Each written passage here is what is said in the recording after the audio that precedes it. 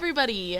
So today we're going to be working on a leather tome. We're actually doing it in 3 different videos. The first one, the one that you're watching now, is going to be focused entirely on the cloth inside part of it, which will have pockets and a whole bunch of other stuff.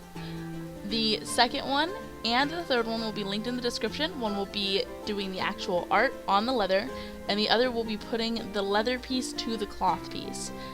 I did this all entirely on my Twitch stream. I'm a variety streamer, so I do a lot of different types of art on there, so if you want to go give me a follow, that link is in the description as well. I want to do more things with this, like clean up the flap a little bit more and add a strap, and I'll make a video on that when I do that. But I am really happy with how this turned out, and I want to show you all how I got there, so let's go ahead and get started. The first thing I did was cut a 3-ring binder into 3 parts, the 2 flaps and the ring part itself. After that, I measured out about 1.5 inches off of the flap side so that I can make the flaps. I cut out 5 of these all together so I could have 3 for the 3-pocket side and 2 for the big pocket side. And I made sure to measure a lot along the way in order to not waste fabric, basically.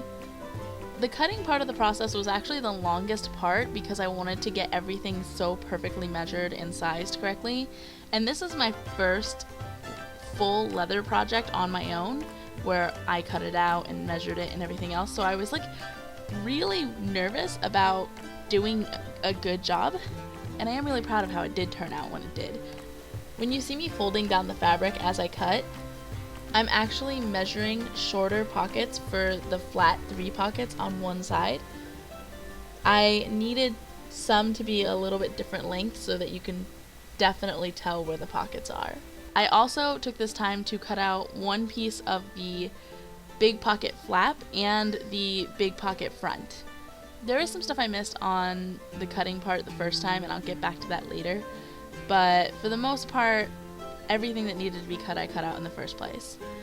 Alright, so what I did after that is I went ahead and made a seam for the flat pockets. Basically, I folded the fabric a 1/2 inch down and sewed a seam along the top of it with about a 1/4 inch seam. I don't do sewing professionally, so I'm not sure if I'm using the right terms. That's what I did. After I did that, I placed the 2 pockets on top of each other and pinned them to the outer flat fabric. After I had them to a point where I knew they would stay sturdy, I actually went back and cut out one of the first things I missed, which was the flaps to... how do I say this? The flaps to make the flap flap. If you look at the beginning of the video, you'll see that there's a part that snaps to the leather itself. These are the flaps that snap to that. I cut out 4 of these all together because I wanted to make it so that every piece of the tome looked finished, so I didn't want anything to show the back of the fabric. After that, I went ahead and sewed the top and one side and then put it so that the right sides were out. This part of it is a little bit tricky because I placed everything together before sewing instead of sewing each individual piece and then sewing the next thing on top, which is a shortcut that probably wasn't great to take, but it's what I did. It's probably fine. So the way that I did this was put the 2 pieces of fabric that would attach to the plastic binder piece on the outside of everything. I then put the pocket piece on the outer flat piece so that when they got attached, you would be able to see the right side of the fabric whether you opened the pocket or not. I then put the 2 flaps on the inside on top of the pocket pieces.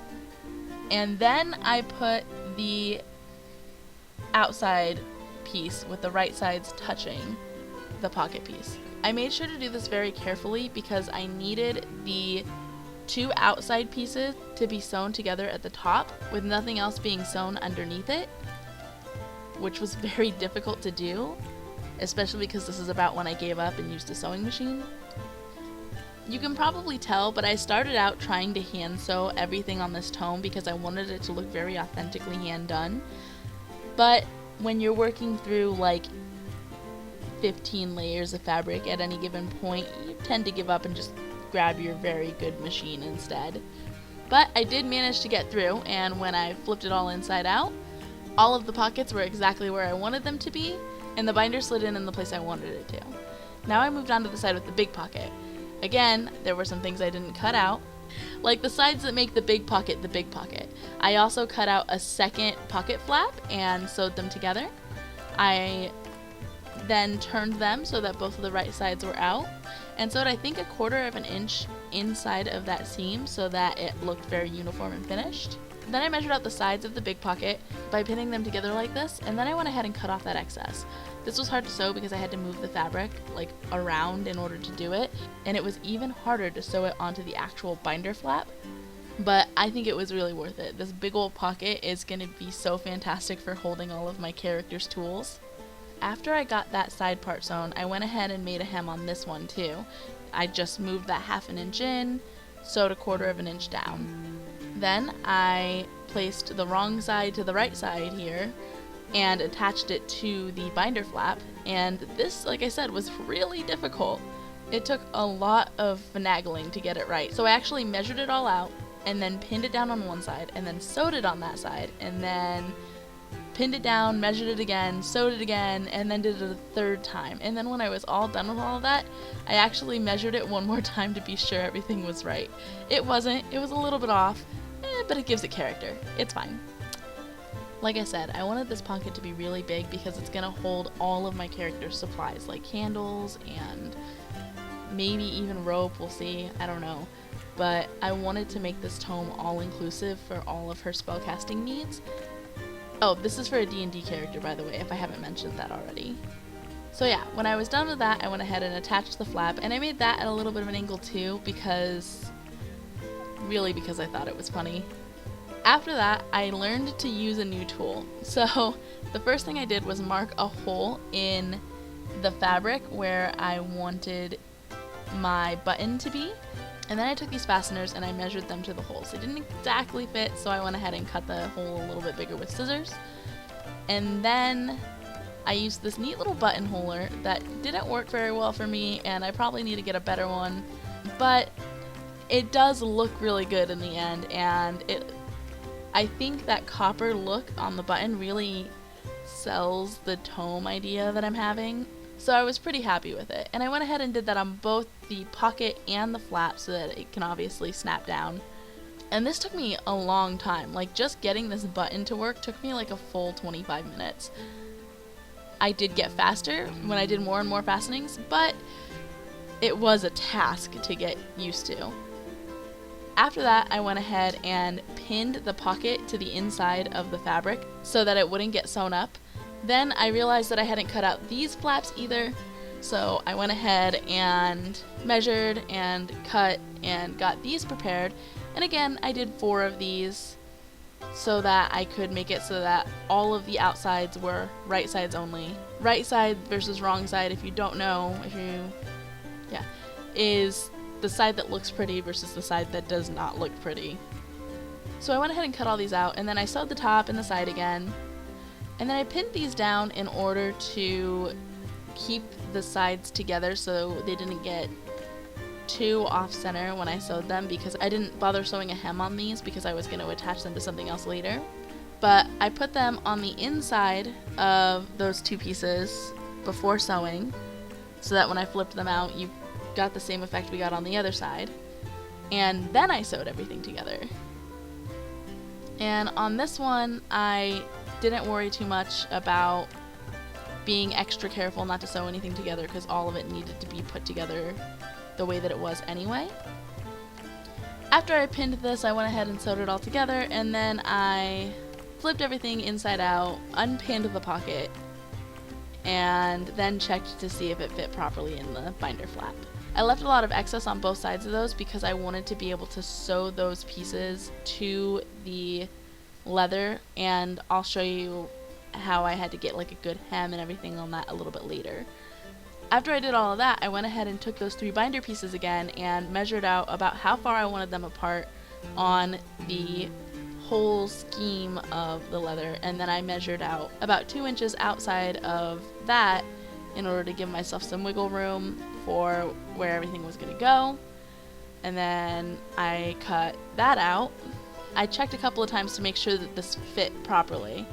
And then, after I did all of that, I put the flaps into their correct places. Pinned all of that down in order to check and make sure that it all fit exactly right, and then took it all apart and made a hem on both the top and the bottom of that back piece so that it all fit together with the flapping pieces. I went ahead and put the inside of the flap to the front of the back piece and pinned that. And I gave myself a lot of extra seam there because I want to be able to fold it in and then also sew it to my leather later. I sewed all that together and then folded the seam down and sewed all that together.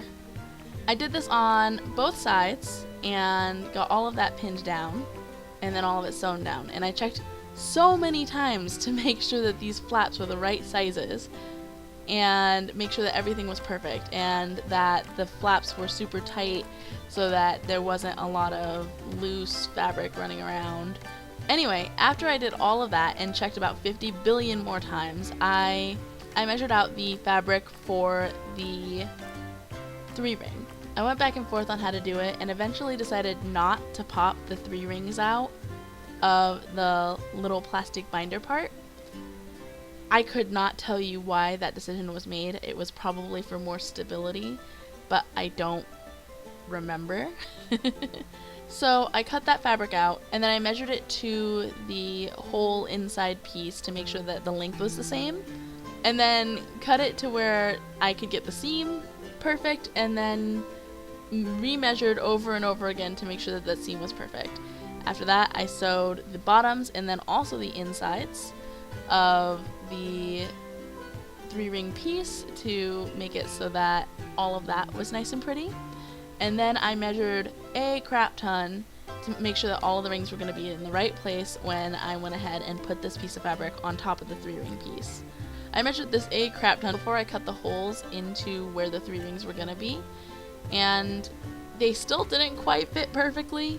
So I figured out that opening the 3-ring was actually the easiest way to get them all attached and keep that like very tight, barely cut look that I had going on there. And so I did that and then more or less forced them in and used one of my bigger needles to push the holes open a little bit more anytime that I might have needed to. After that, I pinned all of this down and sewed it together. And sewing it was a bit of a trouble because those flaps were in the way, so it took a lot of creative finagling to get it exactly right, but it worked. It's fine. I made it through. This would have worked a lot better with a pattern so that I could have done this part first, but I didn't build out a pattern so much first as a little diagram and then just kind of went with it. And that was pretty much all that I did to get the inside parts all built together. And then I went ahead and moved on to actually putting the leather piece together, which will be in my second video. But otherwise, thank you guys so much for watching. Remember, if you liked this content, to hit that like button. It really does help me out. And of course, subscribing is a fantastic thing to do too. Other than that, I want to give a huge thank you to my Patreon subscribers, Sakurafire and Rambo Row. I hope you guys have a wonderful day, and I hope to see you in my next video.